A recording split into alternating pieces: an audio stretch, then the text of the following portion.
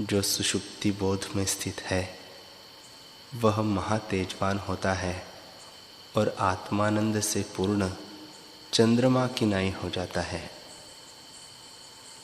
हे रामचंद्र जी, जो सुषुप्ति बोध में स्थित है वह संसार के किसी क्षोभ से चलायमान नहीं होता। जैसे पर्वत सर्वदा काल में क्षोभायमान नहीं होता और भूकंप में सब वृक्ष आदि चलायमान होते हैं, पर अस्ताचल पर्वत कंपायमान नहीं होता, तैसे ही ज्ञानवान चलायमान नहीं होता। जैसे पर्वत सब काल में सम रहता है और तरु उसके गिर पड़ता है, पर्वत जो का त्यों रहता है, तैसे ही ज्ञानवान भी अनेक प्रकार की क्रियाओं में सम रहता है। हे रामचंद्र जी, ऐसी सुषुप्त दशा अभ्यास योग से ही प्राप्त होती है। जब यह दशा प्राप्त होती है तब उसको तत्ववेत्ता तुर्यापद कहते हैं। सो परमानंद स्वरूप है, सो उसमें सब दुख नष्ट हो जाते हैं और असंसक्त हो जाता है। जब मन का मनन भाव निवृत्त हो जाता है तब ज्ञानवान को परम सुख उदय होता है और उससे वह परमानंद हो जाता है। जो इस संसार को लीला रूप देखता है और सर्व शोक से रहित निर्भय होता है, उससे संसार भ्रम दूर हो जाता है। जब तुर्यापद में प्राप्त होता है तब संसार में फिर नहीं गिरता। जो यत्नवान पुरुष परम पावन पद में स्थित हुए हैं वे संसार की अवस्था को देखकर हंसते हैं। जैसे पहाड़ पर बैठा पुरुष नगर को जलता देखकर हंसता है, तैसे ही ज्ञानवान आत्मानंद को पाकर संसार के कार्यों में दुख जानकर हंसता है। हे रामचंद्र जी, तुर्य अवस्था में स्थित होने से अविनाशी होता है और आत्मरूप आत्मबोध से आनंदित होता है। जब ऐसे तुर्यापद को प्राप्त होता है तब जन्म मरण के बंधन से मुक्त होता है और अभिमान आदि कलना से रहित परम ज्योति में लीन होता है। नमक की गोली समुद्र में जल रूप हो जाती है, तैसे ही वह आत्मरूप हो जाता है।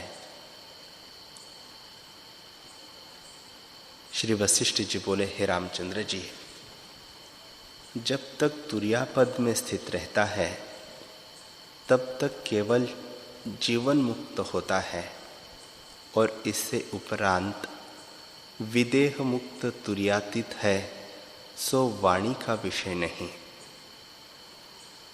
जैसे आकाश को भुजा से कोई नहीं पकड़ सकता, तैसे ही तुर्यातीत वाणी का विषय नहीं। तुर्या विगत से विश्रांत दूर हो विदेह मुक्ति पाता है। अब तुम कुछ काल ऐसी अवस्था में स्थित हो रहो, फिर परमानंद पद में स्थित होना। हे रामचंद्र जी, तुर्य अवस्था में जो स्थित हुआ है वह निर्द्वंद्व भाव को प्राप्त हुआ है। जब तुम अद्वैत दृष्टि रूप सुषुप्ति अवस्था में स्थित होंगे तब जगत के कार्य भी करते रहोगे और सदा पूर्ण रहोगे और तुमको उदय अस्त का भाव कदाचित न प्राप्त होगा। जैसे मूर्ति का लिखा चंद्रमा उदय अस्त को नहीं प्राप्त होता, तैसे ही तू उदय अस्ति भाव को न प्राप्त होवेगा। हे रामचंद्र जी, इस शरीर को अपना जानकर जीव राग द्वेष से जलता है और जिस पदार्थ का सन्निवेश होता है उसके नष्ट हुए नष्ट हो जाता है। जैसे मृत्तिका अन्वय घट में होता है पर घट के नाश हुए मृत्तिका का नाश नहीं होता, तैसे ही तुम भ्रम को मत अंगीकार करो। तुम सदा जो के त्यों हो, तुम्हारा सन्निवेश इसमें कुछ नहीं। इससे ज्ञानवान के देह के नाश हुए शोकवान नहीं होता और देह के स्थित हुए सुखी भी नहीं होता, क्योंकि उसका देह के साथ कुछ संबंध ही नहीं रहता। जो तत्वदर्शी पुरुष है वह यथा प्राप्ति में निर्दोष होकर विचरता है और अभिमान आदि विकारों से रहित निर्मल आकाशवत है। जैसे शरतकाल की रात्रि में चंद्रमा से आकाश निर्मल होता है, तैसे ही मन की वृत्ति विकारों से रहित होकर आत्मपद में स्थित होती है, संसार की ओर नहीं गिरती।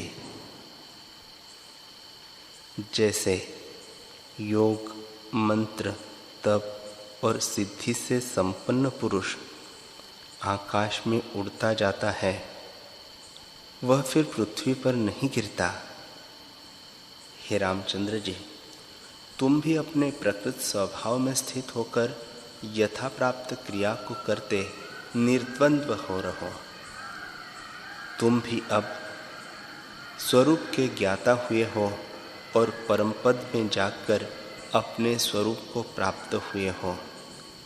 इससे पृथ्वी में विशोकवान होकर विचरो।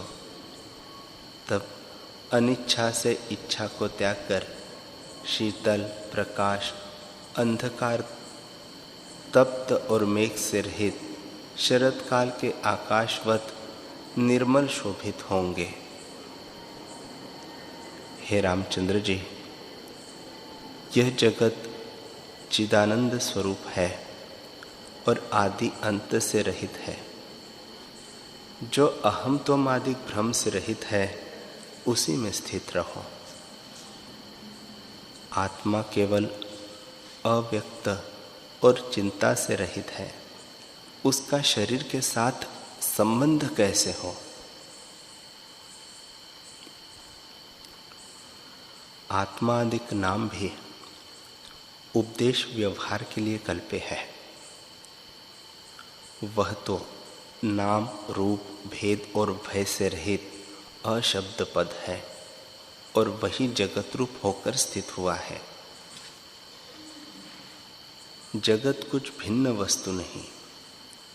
जैसे जल तरंग रूप होकर भासता है, सो जल से भिन्न नहीं, तैसे ही आत्मा से भिन्न जगत नहीं।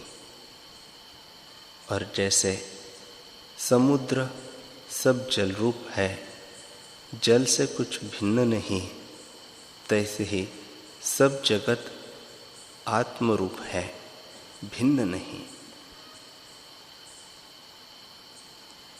जैसे जल और तरंग में भेद नहीं और पट और तंतु में भेद नहीं, तैसे ही ब्रह्म और जगत में भी भेद नहीं। हे रामचंद्र जी, द्वैत कुछ वस्तु नहीं, परंतु मैं तेरे उपदेश के निमित्त द्वैत अंगीकार करके कहता हूँ।